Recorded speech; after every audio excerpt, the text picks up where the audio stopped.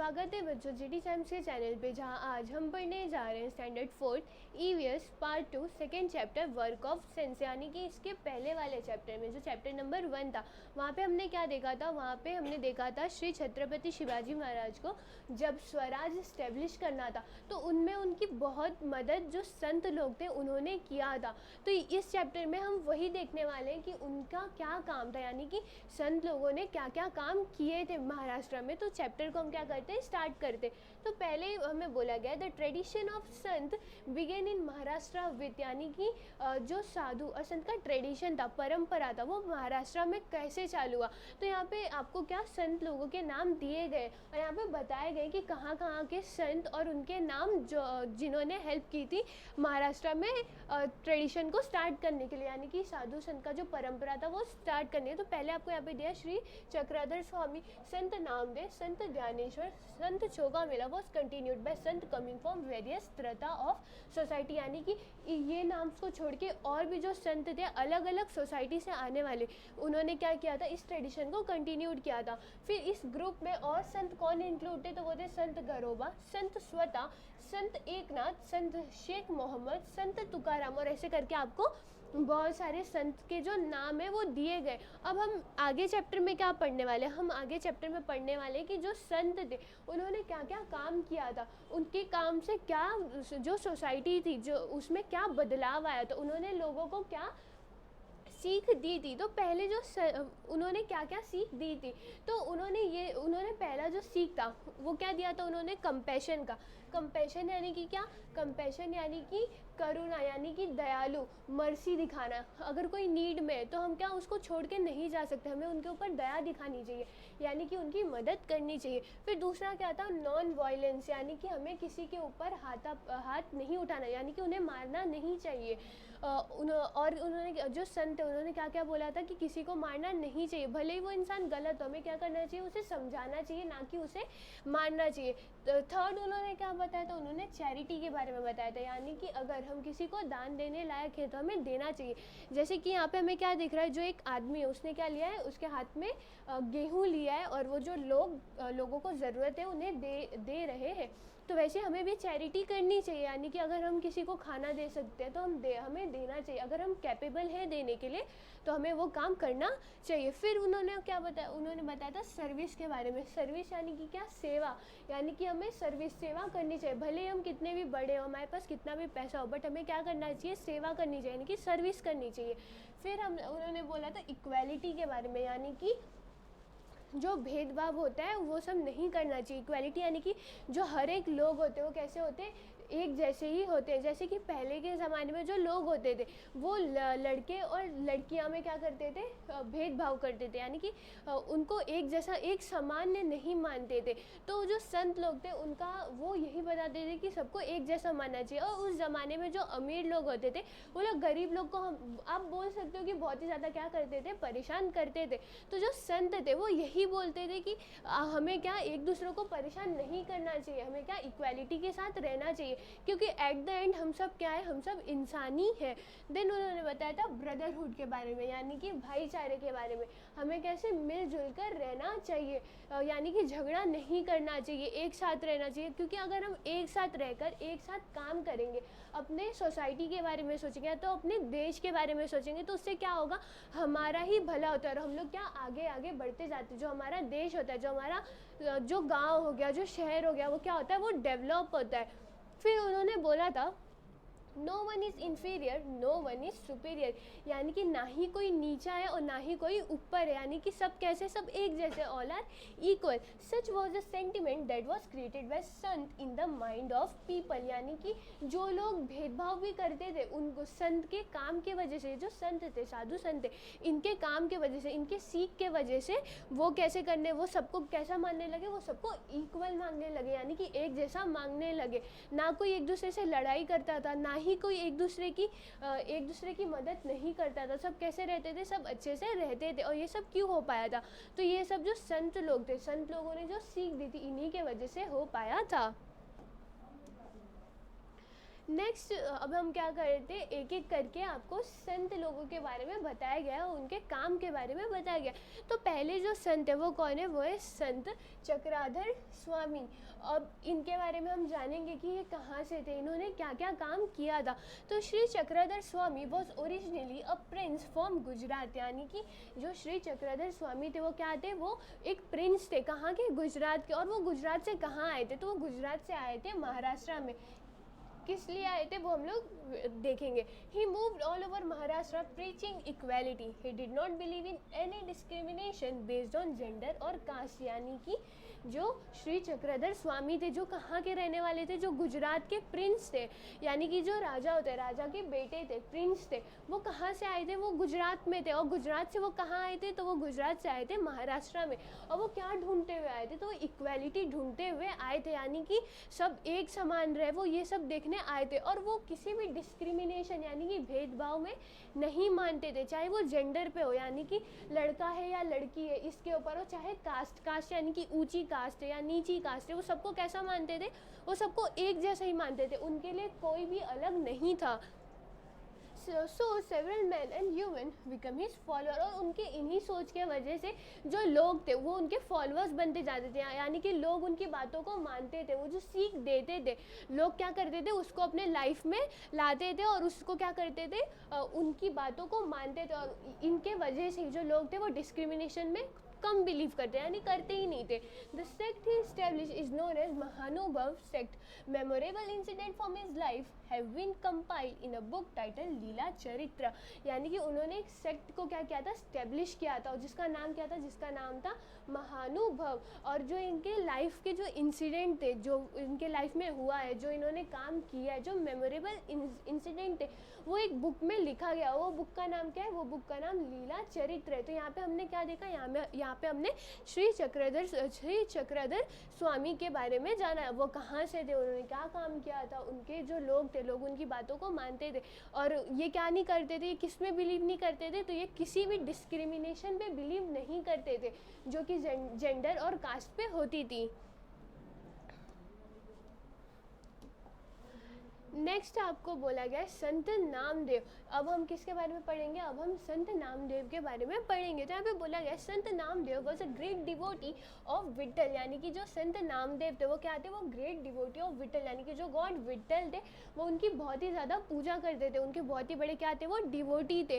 He lived in the village Narsi, यानी कि नारसी जो विलेज था वो यहाँ पे रहते थे। He compose numerous song in praise of God, perform kirtans everywhere and brought about general awakening among the people, यानी कि गॉड के प्रेज में उन्होंने क्या क्या लिखा था, उन्होंने कीर्तन लिखे थे, वो सॉन्ग गाते थे। और वो क्या करते थे, वो जहाँ जहाँ जाते थे वो लोगों में बदलाव लाते थे, यानी कि उनको बोलते थे कि आप क्या करो, आपका जो रिलीजन है आप उसको प्रोटेक्ट करो, उसके लिए मतलब उसको नीचे मत जाने दो, आप क्या करो, उसकी सुरक्षा करो। और वो महाराष्ट्र में क्यों आए थे, तो वो क्या हम आगे देखेंगे, वो महाराष्ट्र में किस लिए आए थे।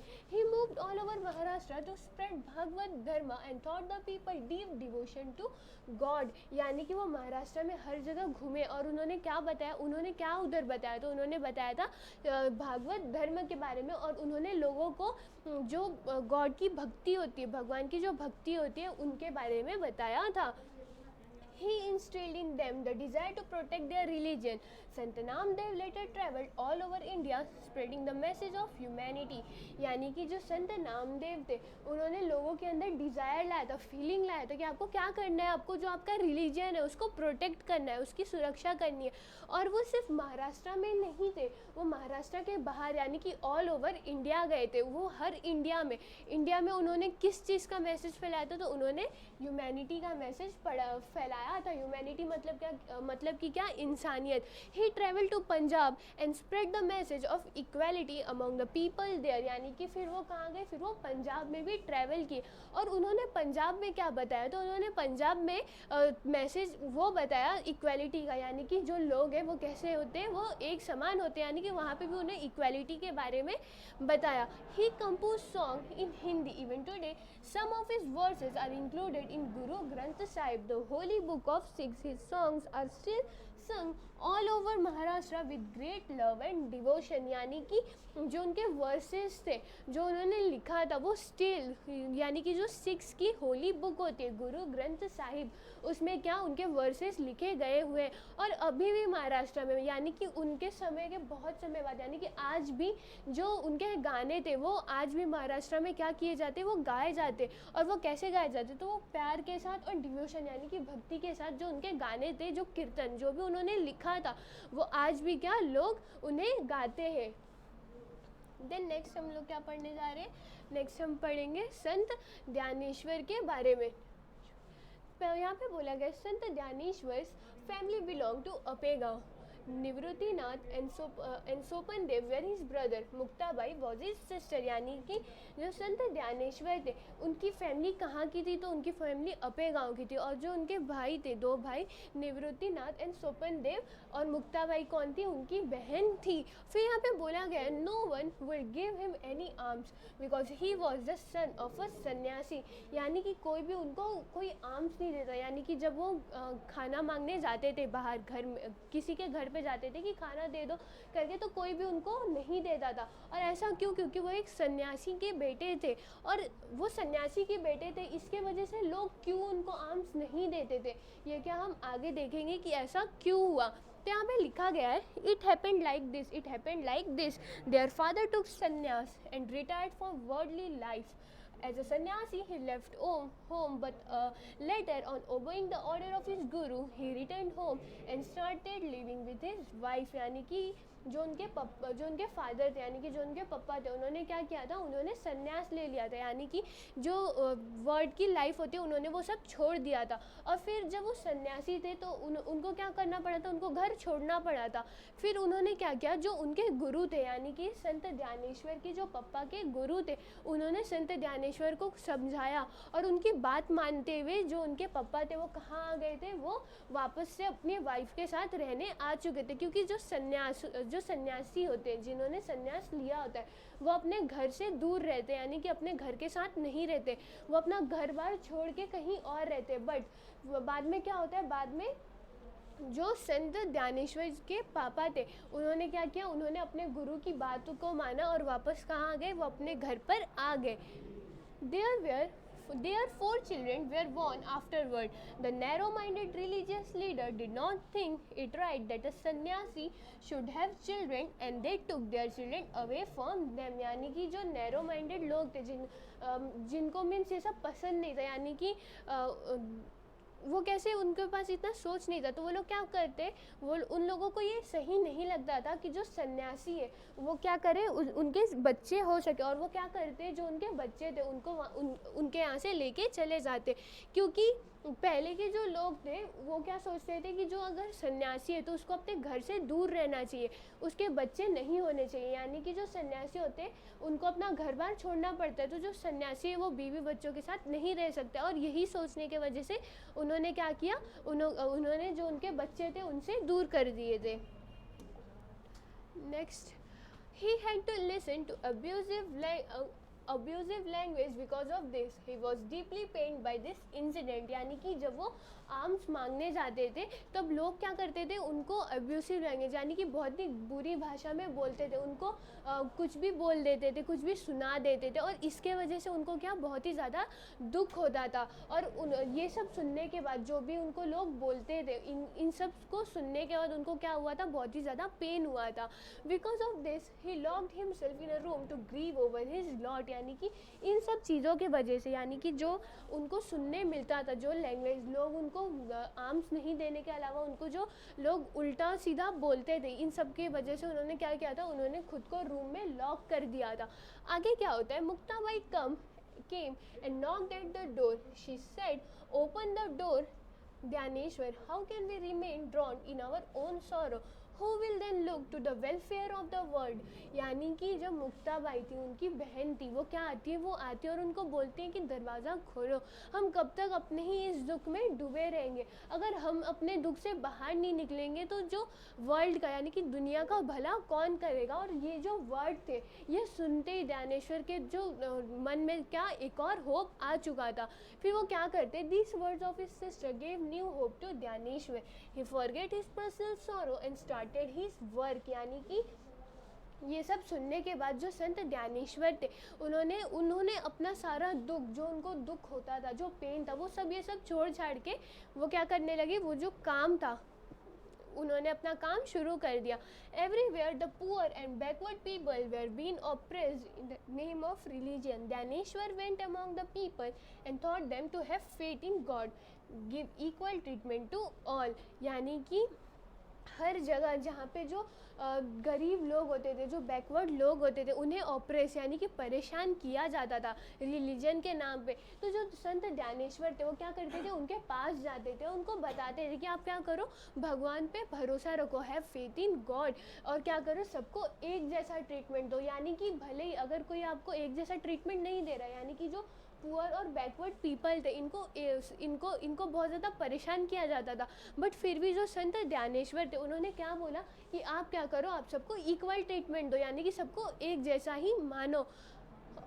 Dnyaneshwar wrote his outstanding book Dnyaneshwari in Marathi. यानी कि ज्ञानेश्वर, जो संत ज्ञानेश्वर थे, उन्होंने क्या लिखा था, उन्होंने एक बुक भी लिखी थी और जिसका नाम क्या था, जिसका नाम था ज्ञानेश्वरी। और ये किस में लिखा हुआ है, तो ये मराठी में लिखा गया हुआ है।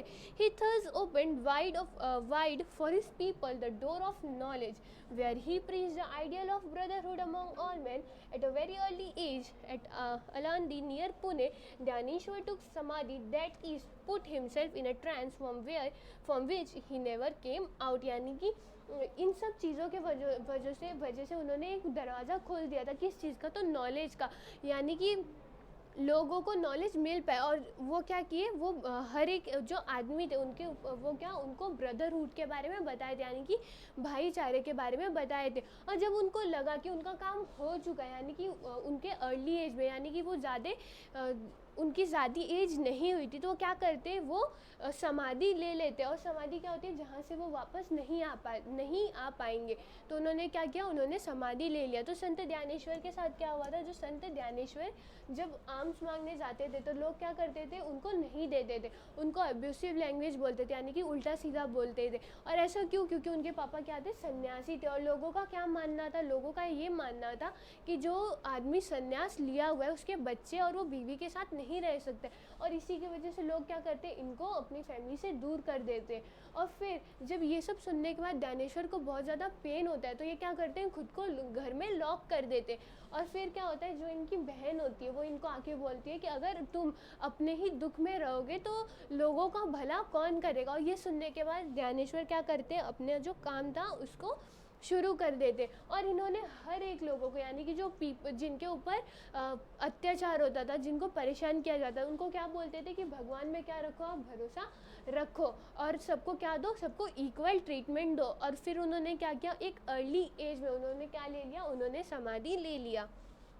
नेक्स्ट है संत एकनाथ। यानी अब हम क्या पढ़ेंगे, संत एकनाथ के बारे में। यहाँ पे लिखा गया है, संत Eknath carried on the work started by Sant Namdev and संत ज्ञानेश्वर। यानी कि जो संत एकनाथ, इन्होंने किसका काम आगे बढ़ाया था, तो इन्होंने संत नामदेव और संत एकनाथ का जो संत नामदेव एंड संत ज्ञानेश्वर का जो काम था, उन्होंने इसको और आगे बढ़ाया था। He preached that the way to reach God was through devotion, भक्ति मार्ग। यानी कि उन्होंने बताया था कि अगर हमें गॉड तक पहुंचना है, हमें भगवान तक पहुंचना है, तो हमें वो कैसे करना पड़ेगा, तो हमें भक्ति मार्ग के इससे करना पड़ेगा, यानी कि हमें डिवोशन करना पड़ेगा, हमें भक्ति करनी पड़ेगी। He wrote numerous religious song, abhangas, ovis and bharud. यानी कि उन्होंने बहुत सारे रिलीजियस गाने लिखे थे।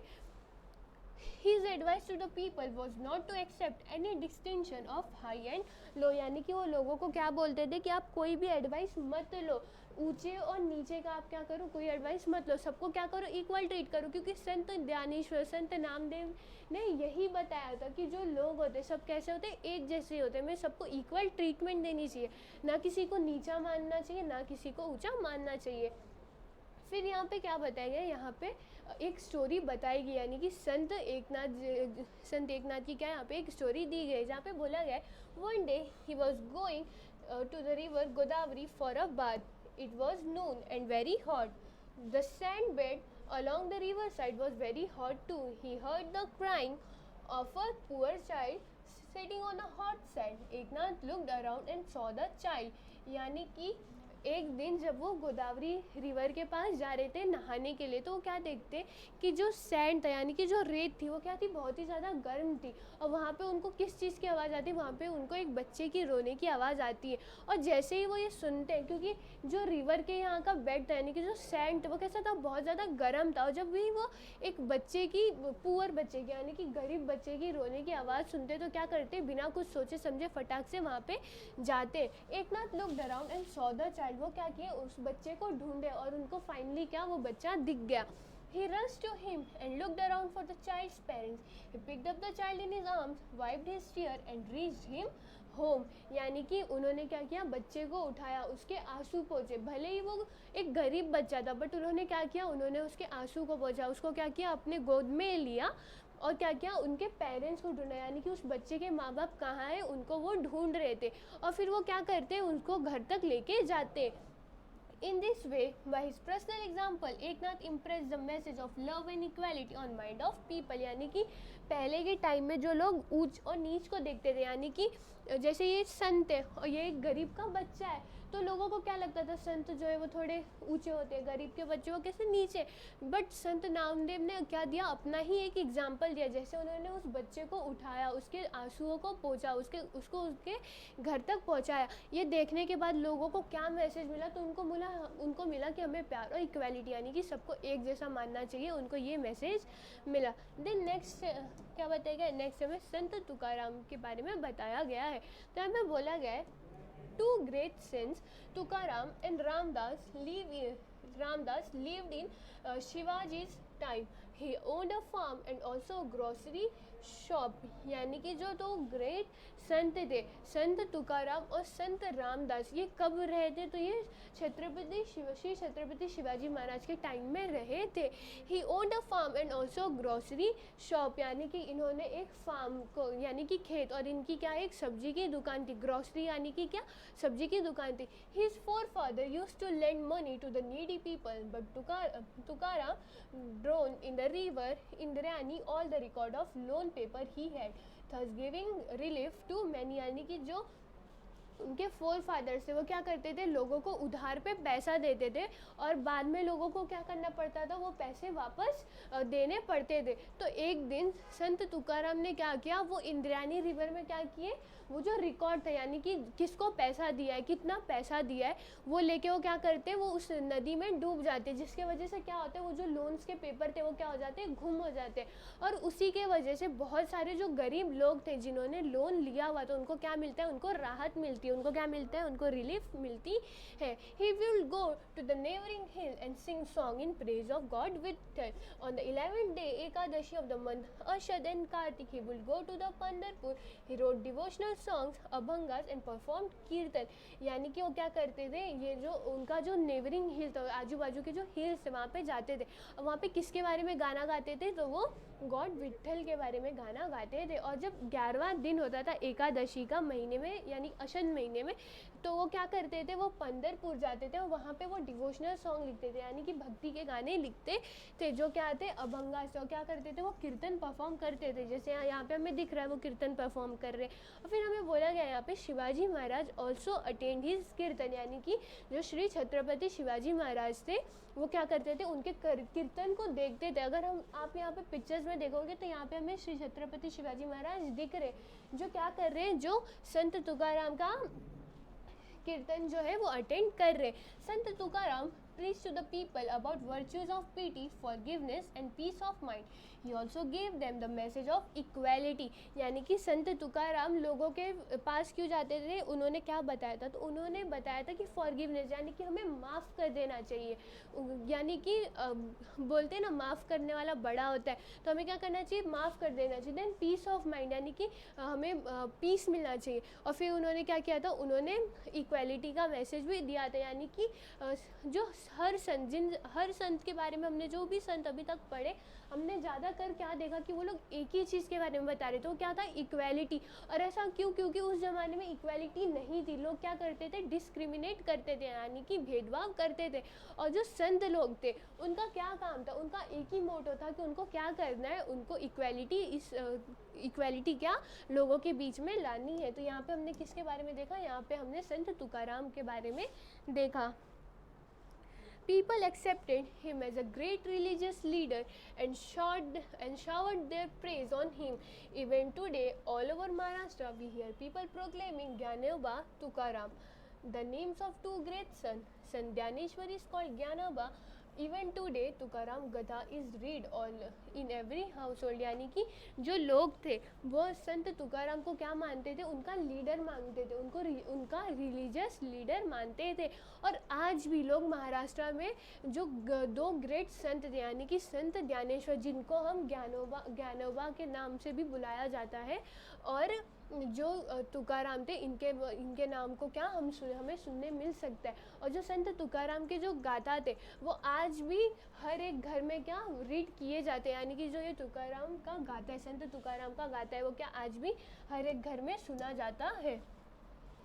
देन नेक्स्ट है समर्थ रामदास. यानी कि अब हम किसके बारे में पढ़ने जा रहे हैं, अब हम समर्थ रामदास के बारे में पढ़ने जा रहे हैं. तो यहाँ पे लिखा है, at the time the hills and valley of Maharashtra were filled with the echoes of Jai Jai Raghuveer Samarth, and invocation constantly on the lip of great संत रामदास. यानी कि उसी समय की बात है, जो महाराष्ट्र के हिल्स थे, माउंटेन्स, वहाँ पे हमें जो संत रामदास थे वो किसके बारे में बोलते थे, किसके बारे में बार बार जपते थे, तो वो क्या था, वो था जय जय रघुवीर समर्थ. वो इनके बारे में बोला करते थे. Ramdas was born at jam on the banks of Godavari in Marathwada. His birthday falls on Ram Navami, the day on which the great hero Rama was born. यानी कि जो रामदास है उनका जन्म कहाँ हुआ था, उनका जन्म जाम में हुआ था, जो कि क्या था, एक गोदावरी का बैंक था. यानी और फिर उनका जो बर्थडे यानी कि उनका जो जन्मदिन है वो कब पड़ता है, तो वो राम नवमी के दिन पड़ता है, जो कि क्या था, जो गॉड राम थे, जो भगवान राम थे, उनके जन्मदिन के दिन समर्थ रामदास का भी क्या पड़ता है, जन्मदिन पड़ता है. Narayan was his real name, but he preferred to call himself Ramdas, the servant of Rama.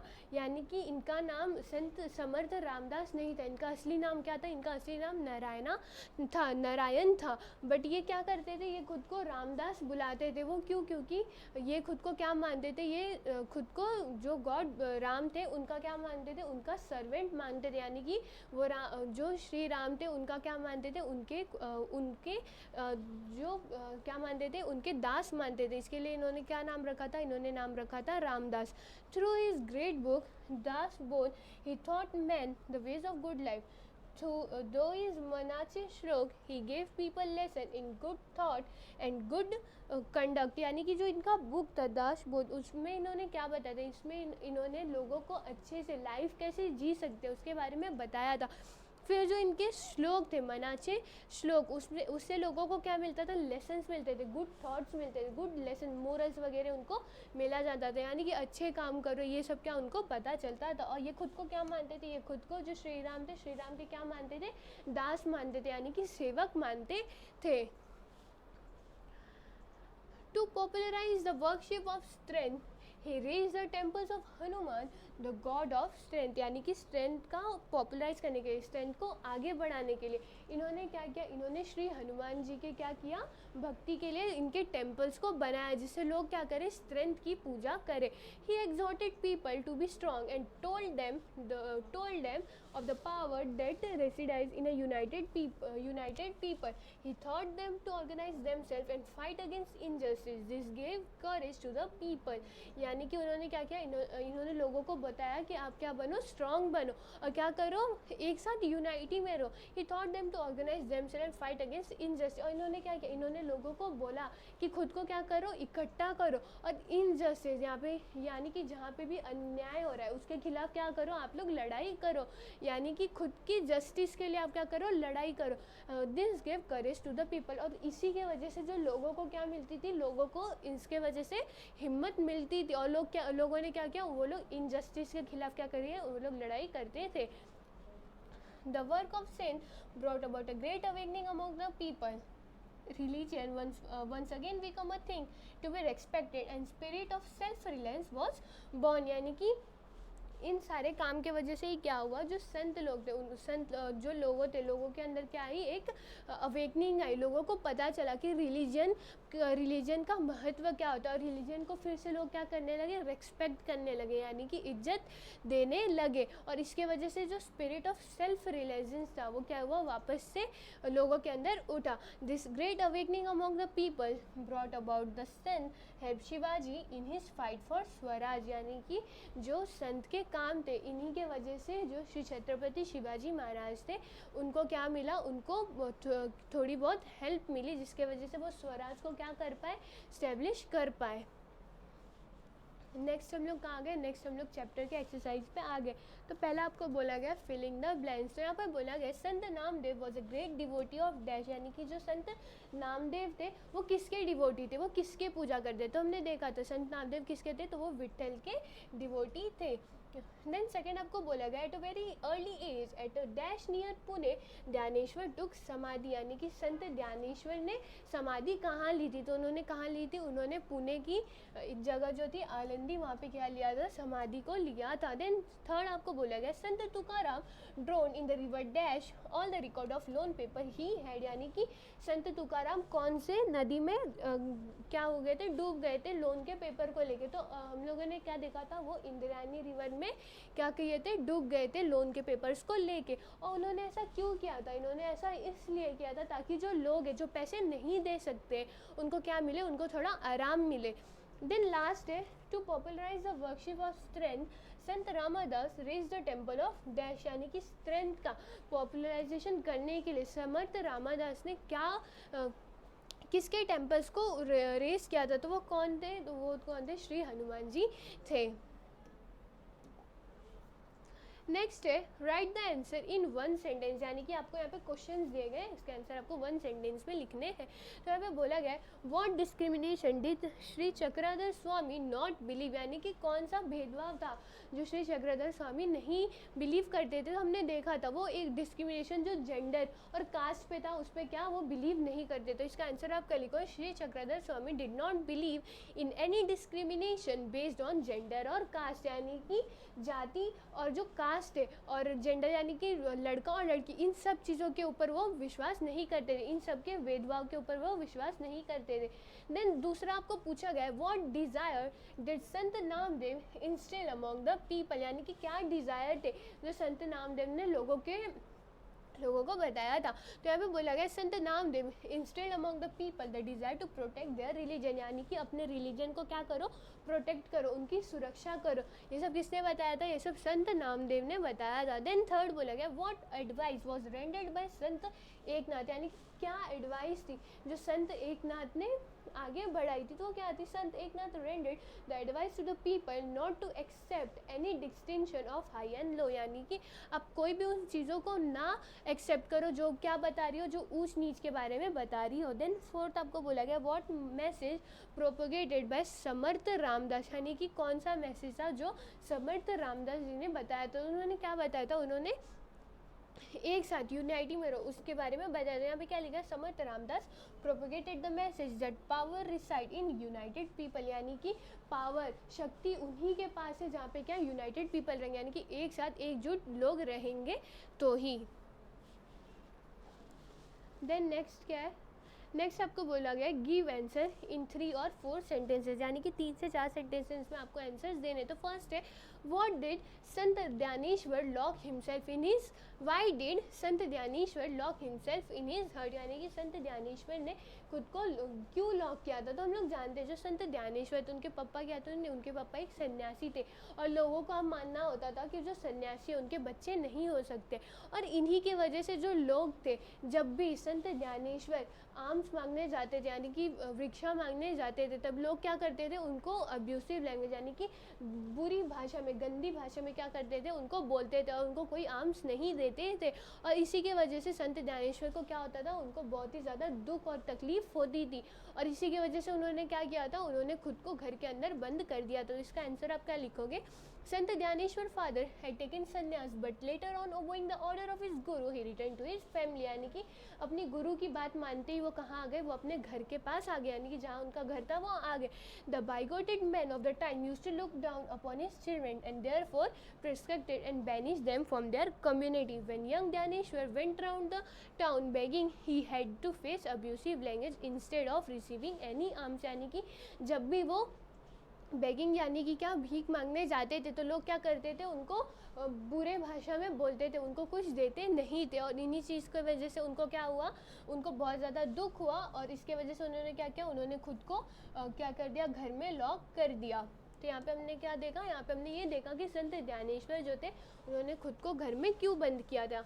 Then second है what message did Sant Tukaram give. तो यहाँ पे बोला गया Sant Tukaram preach to the people about the virtues of pity, forgiveness and peace of mind, यानी कि जो संत तुकाराम थे वो लोगों के पास किस लिए जाते थे, फॉरगिवनेस के लिए, यानी कि माफ़ कर देना, क्या कोई भी गलती हो क्या कर दो, आप सबको माफ़ कर दो। फिर बोला गया he also give the message of equality, यानी कि इक्वालिटी के बारे में भी उन्होंने क्या दिया, मैसेज दिया। देन थर्ड है he impress the truth on the mind of the people that he alone is a saint and God dwells with him who calls the weak and the downtrodden as his own। यानी इस sentence का मतलब है कि वो एक ऐसे ही संत थे, वो एक ऐसे साधु संत थे जिनके अंदर क्या, स्वयं भगवान जो उनके अंदर थे बसते थे। और वो क्या करते थे, वो जो वीक यानी कि जो वीक थे और जो डाउन ट्रोडन पीपल थे यानी कि जो दलित लोग थे, वो उनको क्या बुलाते थे, वो खुद को उनको अपना बुलाते थे, यानी कि क्या, वो इधर इक्वालिटी के बारे में ही बोल रहे हैं। तो यहाँ पे हमने क्या देखा कि what messages Sant Tukaram give, यानी कि संत तुकाराम जी ने क्या मैसेजेस दिए थे। और इसी की तरह हमने क्या किया, इस चैप्टर के एक्सप्लेनेशन को देखा और इसके एक्सरसाइज के सोल्यूशन को भी। होप आपको ये वीडियो समझी होगी। तब तक के लिए मिलते हैं नेक्स्ट वीडियो में।